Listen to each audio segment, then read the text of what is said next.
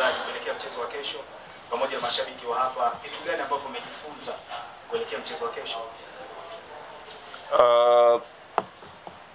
Mchezaji mkubwa achagui uwanja.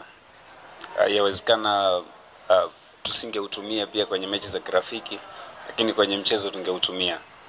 Kikubwa ni kuwa tuko tayari kwa ajili ya mechi.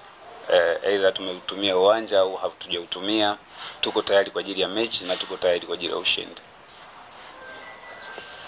Okay, Elliot anatamani kufahamu kipi ambacho yeye kinawasukuma zaidi kwenye mchezo huu. Tunafahamu target zenu ilikuwa ni kushiriki kimataifa msimu ujao. Tayari imeshafanikiwa kwa maana ya ranking kwenye ligi yetu mpo nafasi zile 4 za juu.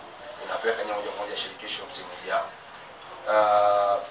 Kipi ambacho yeye kinawasukuma kama wachezaji? Kocha wakati anazungumza anasema kwamba timu ina wachezaji wakubwa. Sasa nyie nataka kujua msukumo wenu nyie tofauti na kwenye ligi imeshakosa ubingwa upo kwenye shirikisho. Desire, satisfaction sio hitaji la mwanamume. Ukiwa umekwenda kutafuta, ukipata shilingi 10,000 utataka upate shilingi 15,000. Malengo yetu yalikuwa ni hayo uliyosema. Sasa hivi malengo yetu ni kuchukua CRDB. Ndio kilicho mbele yetu. Kwa hiyo tunaenda kukabiliana na mpinzani mwenye malengo sawa, kwa sababu aina ya kikosi alichokuwa nacho na sisi tunacho. Majina makubwa Afrika yapo Singida Black Star. Majina makubwa Afrika yako Simba.